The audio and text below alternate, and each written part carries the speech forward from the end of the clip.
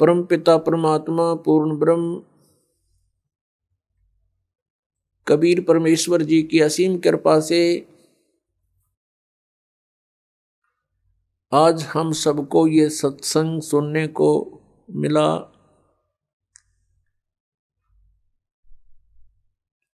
बहुत ही पुण्यकर्मी प्राणी को मनुष्य शरीर प्राप्त होता है, उससे भी पुण्यकर्मी प्राणी वो है जो सत्संग प्राप्त कर लेता है। पुण्यात्माओं, आप सभी उन विशेष पुण्यात्माओं में से हो, परमात्मा की आप विशेष प्रियात्मा हो जो सत्संग सुन रहे हैं। सत्संग में आने से हमें ज्ञान होता है कि हमारा जन्म हुआ किस लिए, हमारा जन्म हुआ तो मृत्यु क्यों हो रही है। हम सारा जीवन जिन भी वस्तुओं को कलेक्ट करने में लगा देते हैं, कोई मकान बनाया है, कहीं कोई कार खरीदी है, कितने कोई मोटरसाइकिल ली है और अन्य बहुत सा सामान हम इकट्ठा करते हैं और फिर हम तुरंत मर जाते हैं, मृत्यु हो जाती है। हम सारा जीवन यही सोचते रहते हैं कि ये घर मेरा है, ये परिवार मेरा है, ये पुत्र मेरा है या बेटी मेरी है, ये कार मेरी है या कोठी मेरी है। मृत्यु के तुरंत बाद इस शरीर का अंतिम संस्कार कर दिया जाता है और जीव का पता नहीं वो कहाँ चला जाता है। तो ये हमारा कहाँ था, ये हमारा कैसे हुआ, ये प्रत्येक प्राणी को ये ज्ञान है कि मृत्यु बहुत बुरी चीज है और सभी मृत्यु से डरते हैं और मृत्यु कंपलसरी। तो ये ऐसा क्यों हो रहा हमारे साथ कि हम मृत्यु से डरते हैं।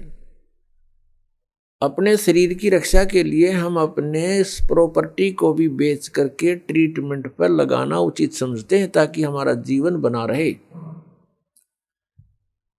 और सब कुछ करने के उपरांत भी एक दिन मृत्यु होनी ही होनी है। और ये मृत्यु हमें बिल्कुल खटकती है, कतई नहीं अच्छी लगती। इसका कारण क्या है? कभी माइंड पर थोड़ा बहुत हम विचार करने की सोचते, वजन डालते हैं तो कोई विकल्प नजर नहीं आता था, क्योंकि हम देखा करते थे कि जिनको हम भगवान मानते हैं वो भी मरे, श्री राम श्री कृष्ण, और उनकी मृत्यु देखी जाए तो बहुत आम व्यक्ति से भी गलत ढंग से हुई। भगवान श्री रामचंद्र जी ने सरयू नदी में जल समाधि ली जीवित। भगवान श्री कृष्ण जी के पैर में विषाक्त तीर मार के उनका वध हुआ। तो अब हम सोचने पर विवश हो चुके कि ये ऐसा क्यों हो रहा है। पहले तो हम इतना वजन नहीं देते थे क्योंकि हम सोच लेते थे मृत्यु होगी, लेकिन अभी नहीं। कोई 20 वर्ष का है, कोई 30 वर्ष का है, वह सोचता भी थोड़ा मरना। मेरी तो 60 70 80 90 वर्ष की उम्र बताते हैं, और जो 80 90 तक पहुंच चुके हैं उनसे पूछकर देख लो, वो भी नहीं चाहते मृत्यु हो। कहते हैं अभी तो और 10-20 वर्ष है, 100 वर्ष तो जीते ही हैं, और कभी भी मृत्यु हो जाती है तो हमारा जो एस्टीमेट था वो गलत हो गया।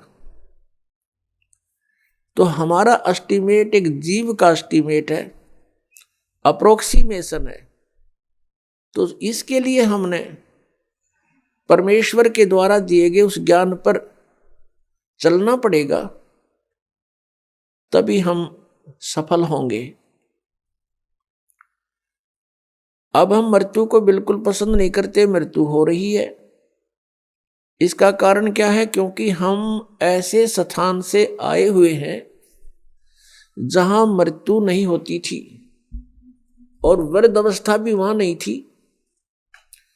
प्राणी मनुष्य जीवन प्राप्त करके बुढ़ापा पसंद नहीं करता और कंपलसरी मृत्यु पसंद नहीं करता, कंपलसरी होगी। तो ये वहां नहीं थी जहां से हम आ गए अपनी गलती करके। अब चाहे कोई 70-80 साल वर्ष का हो गया है, वो भी नहीं सोचा है मैं युवा दिखाई दूं, और किसी अच्छा कोई सेठ है या कोई राजनेता है, पैसे का ब्योंत है, विदेशों में जा करके, फॉरेन में जाके और पूरी अपनी स्किन वो कराते हैं चेहरे की, दोबारा उसकी बढ़िया मेकअप बनवा का सर्जरी करवा के और युवा दिखाई दूं। कितने दिन हो गया सर्जरी कामयाब, और फिर कभी गोली से मारा जा, एक्सीडेंट दुर्घटना मर जाता है, वह रहेगी मेकअप बड़ी बनाई। तो जो हमने इस मिट्टी से लाभ लेना था उसका हमने पता नहीं चला, इसको कैसे सदुपयोग करें। हम ऐसे लोक में रहते थे जहां वृद्धावस्था नहीं आती थी, सदा युवा रहते थे और मृत्यु नहीं होती थी। और जब तक हम उस स्थान पर नहीं जालेंगे तब तक ये रोग कटे नहीं, यह समस्या समाधान हो नहीं सकता।